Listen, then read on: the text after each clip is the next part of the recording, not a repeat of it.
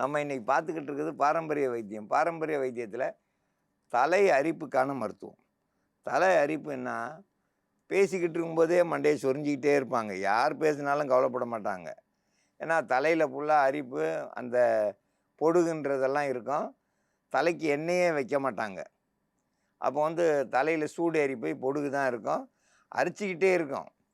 வெறுந்தலையே அரிக்கும். ஏன்னா அந்த எண்ணெய் பசையே இல்லாததால். இன்றைக்கி காற்றுல நிறைய விஷத்தன்மையான விஷக்காற்றுகள்லாம் வருது, புகை காற்றுகள்லாம் வருது. இதெல்லாம் தலைக்குள்ளே போய் படியும். அப்போ அரிப்பு வரதான் செய்யும்.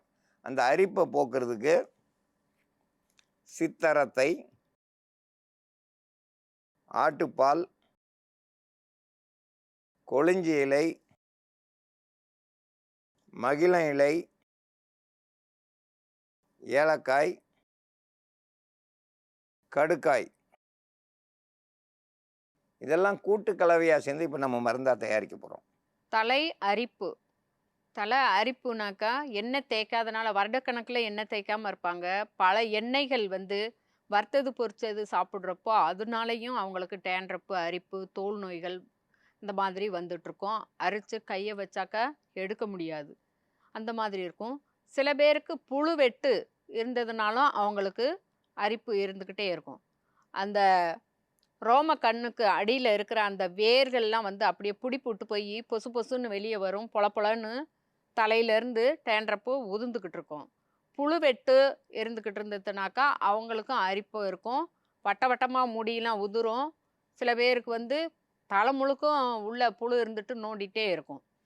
அது கை வச்சாங்கனாக்கா அவங்க எடுக்கவே முடியாது. முடி எல்லாம் கொட்டிக்கிட்டே இருக்கும். சில பேருக்கு பார்த்தீங்கன்னாக்கா அந்த புழுவெட்டு இருந்ததுனாக்கா சொரிஞ்சு அந்த டேண்ட்ரப்பு புருவங்களில் விழுந்ததுனாக்கா புருவத்துலேயும் அரிப்பு இருக்கும். அந்த ரோமம்லாம் கீழே விழுந்துக்கிட்டு இருக்கும்.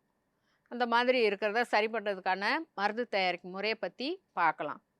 மகிழம் இலையும், கொளிஞ்சி இலை, அது கூட ஏலக்காய் 3 இதை அரைச்சி எடுத்து வச்சுருக்கிறது கூட கடுக்காய் பொடி, சிற்றரத்தை பொடி, நச்சு கிருமிகளை கொல்லக்கூடியது.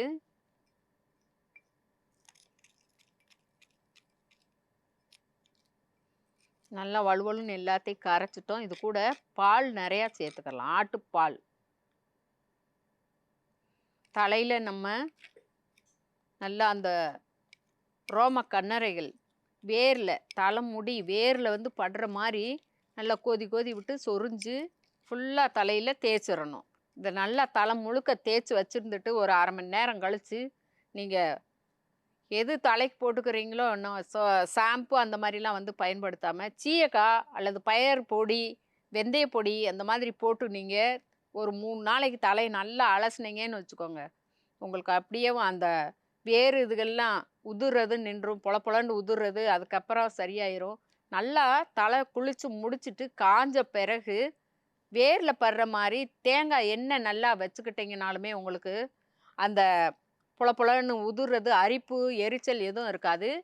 இந்த புழு வெட்டு உள்ளுக்க இருக்கிற கிருமிகளை கொல்லக்கூடியது இந்த மருந்து. இந்த இதெல்லாம் கிருமிகள்லாம் செத்துருச்சுன்னா அதுக்கப்புறம் உங்களுக்கு முடி நல்லா வளரும், தலையும் குளிர்ச்சியாக இருக்கும், அரிப்புன்றதே இருக்காது. தலை அரிப்பு வந்துச்சுனாலே வேலை ஓடாது, யோசிக்கிற திறமை குறைஞ்சிரும்.